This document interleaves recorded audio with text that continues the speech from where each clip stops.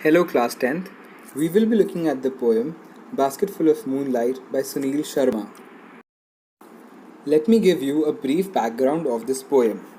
आज भी हमारे देश में गाँव की हालत ऐसी है कि गाँव में इतने जॉब्स नहीं होने के कारण काफ़ी गाँव वाले शहर जाकर दिन भर काम करके रात को देर से वापस घर आते हैं ताकि वे अपने घर के लिए कुछ पैसे कमा सके. This poem is written by the poet with a child's perspective.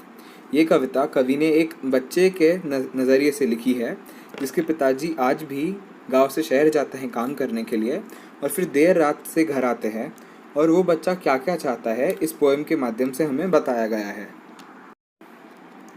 जैसा कि हम जानते हैं, आज भी गांव की हालत इतनी कुछ खास नहीं है. गांव तक जाने वाले रास्ते ज़्यादातर के इतने कुछ पक्के नहीं होते, रास्ते कच्चे ही होते हैं और उनमें लाइट भी नहीं होती. इसलिए जो लोग रात को देर से गांव वाले रास्ते पे चलते हैं उन्हें एक तो पैदल चल के जाना होता है और साथ में जानवर जैसे कि सांप और बिच्छू का भी काफ़ी खतरा होता है.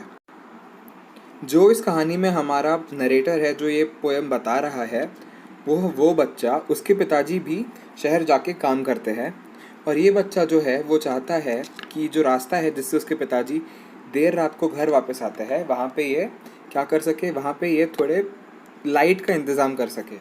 अब छोटे बच्चे को की इमेजिनेशन ऐसी होती है, उसके लिए सबसे बड़ा लाइट का सोर्स उसे दिखता है सामने मून, जो पूर्णिमा की रात के दिन पूरे काले अंधेरे के दिन भी के समय भी उजाला कर देता है. तो इस पोएम के माध्यम से ये जो बच्चा है वो मून से कहता है कि वो मून उसको एक बास्केट भर के मूनलाइट दे जिसमें मून के बीज हो.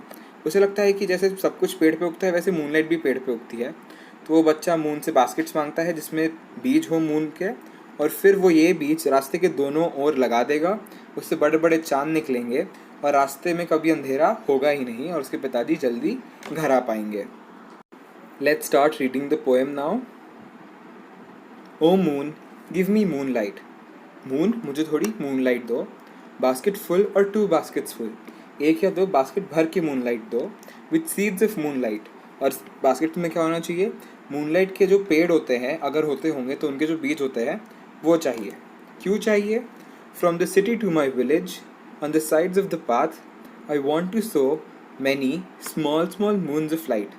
जो रास्ता शहर से गाँव आता है उसके दोनों ओर मैं मूनलाइट के बीज लगाना चाहता हूँ जिससे फिर बड़े बड़े लाइट वाले मून्स निकलेंगे. The whole village goes to city to work daily. और क्या होता है, जो गांव के सारे लोग हैं वो सब लोग शहर जाके काम करते हैं डेली, हर रोज़. यहाँ देखते हैं, यहाँ पे आप देख सकते हैं कि कोई पर्टिकुलर राइम स्कीम नहीं है, बिकॉज़ ये जो पोएम थी ये ओरिजिनली इंग्लिश में नहीं लिखी थी, ये ओरिजिनली डोगरी लैंग्वेज में लिखी थी. इसका जो हम पढ़ रहे हैं ये इंग्लिश ट्रांसलेशन है, इसीलिए यहाँ पे कोई फिक्स्ड राइम स्कीम नहीं है. अब हम आगे देखते हैं यहाँ पे फिगर्स ऑफ स्पीच क्या क्या है. पहला है स्मॉल स्मॉल, रेपिटेशन, और नेक्स्ट है होल विलेज. इसे यहाँ पे मैंने मार्क किया है हाइपरबली करके, क्योंकि होता क्या है, पूरा विलेज जो पोएट कह रहा है ना, whole village goes to the city to work daily, ऐसा होता नहीं है. बहुत ज़्यादातर क्या होता है, विलेज की क्या कुछ लोग गांव से शहर जाते हैं, पूरा गांव नहीं जाता है काम करने के लिए. बट पोएट ने यहाँ पे होल विलेज, पूरा गांव लिखा है, तो वो बड़ा चढ़ा के बात कर रहा है एक आइडिया कन्वे करने के लिए, इसलिए यहाँ पे हमने हाइपरबली ऐसा इसको मार्क किया है. Let's move on. It becomes dark on it's way back. जब शहर से सब लोग गांव वापस आते हैं काम करके तो काफ़ी अंधेरा हो जाता है. As the village is quite far, क्योंकि गांव शहर के बीच का अंतर काफ़ी ज़्यादा है. The route is tough and full of snakes and scorpions. और रास्ता ईजी है क्या? नहीं. रास्ता कैसा है? Quite difficult, tough and full. रास्ता खतरनाक है और सांप और बिच्छू से भरा हुआ है. नीदर बस नॉर कार्ट प्लाइज. और रास्ते की हालत इतनी बेकार है कि यहाँ पे ना बस चलती है, ना बुलक कार्ट, बैलबंडी चलती है. When my father returns home I am asleep. और शहर से आते समय गाँव वालों को इतना लेट हो जाता है कि उनके जो बच्चे होते हैं वे खाना खा के सो चुके होते हैं. और क्योंकि शहर काफ़ी दूर है और उन्हें सुबह समय पे शहर भी पहुंचना होता है, इसलिए वो लोग काफ़ी जल्दी निकल जाते हैं. As he goes back early in the morning while I am sleeping. और जब मेरे पिताजी सुबह वापस जाते हैं शहर, तब भी मैं सोया रहता हूँ. यहाँ पे एक फिगर ऑफ स्पीच है, snakes and scorpions, alliteration, repetition of s sound. Then O moon give me basket full of moonlight on loan. जो बच्चा है वो मून से कह रहा है कि मुझे ये जो बास्केट ऑफ मूनलाइट है वो उधार पे दे दो। क्यों चाहिए मुझे ये?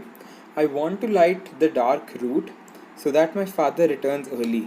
मैं चाहता हूँ कि मैं जो ये अंधेरे से भरा हुआ रास्ता है मैं उस पर लाइट लाना चाहता हूँ। लाइट आ जाएगी तो क्या होगा, मेरे जो पिताजी शहर से वापस गाँव आते हैं उन्हें आने में देरी नहीं होगी, वो जल्दी आ पाएंगे। और पिताजी जल्दी आएंगे तो क्या होगा, I want to hear fairy tales and stories from him. मैं भी उनसे परियों की कहानियाँ और नॉर्मल कहानियाँ सुनना चाहता हूँ। O moon give me a basket full of moon light. I want to sow seeds of moon on sides of the path. O moon, poet कहता है, मुझे बास्केट ऑफ मूनलाइट दो जिससे मैं मूनलाइट के जो सीड्स हैं वो रास्ते के दोनों साइड पे लगा सकूं। Written by Sunil Sharma, translated from Dogri. और यहाँ पे लास्ट स्टैंजा में एक और एलिटरेशन मिलता है, sow seeds, which is also repetition of so sound. Let's move on to poetry appreciation quickly. The title of the poem is Basketful of Moonlight. The poet's name is Sunil Sharma. Rhyme scheme is a free verse. There is no fixed rhyme scheme. Favorite line I have written: I want to light dark route so that my father returns early. I too want to hear fairy tales and stories from him. मैंने ये lines लिखी क्योंकि ये emotions जो है जो poet इस poem के थ्रू कन्वे करना चाहते हैं वो काफ़ी अच्छे से बाहर आते हैं। Next point, central idea or theme is child's desire to spend more time with father. It is about child's imagination where he thinks he can help his father and other villages to return home early by lighting their path from work with seeds of moonlight.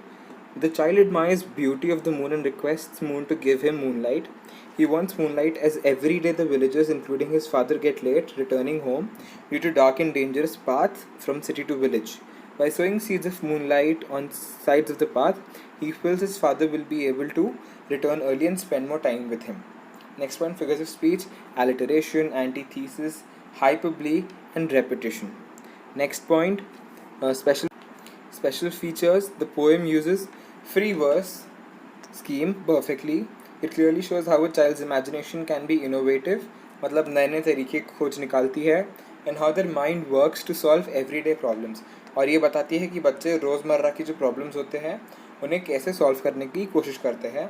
Also depicts child's desire to spend more time with her और his father.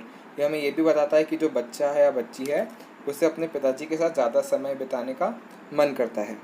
Why do you like this poem? I like this poem because I too would like to spend more time with my family as well as mother. I also like the great imagination of the child to solve the problem of the villagers. आप लिख सकते हैं ऐसा कि आपको poem पसंद आई क्योंकि आप समझते हैं कि परिवार के साथ समय बिताना कितना इम्पोर्टेंट होता है, और आप बोल सकते हैं कि आपको भी परिवार के साथ समय बिताना पसंद है। And you can also tell कि आपको अच्छा लगा उस बच्चे ने जिस तरीके से इस प्रॉब्लम का सल्यूशन निकालने की कोशिश की, एक इमेजिनरी और इनोवेटिव तरीका निकाला ये जो अंधेरे की प्रॉब्लम है उसको सॉल्व करने के लिए। Thank you.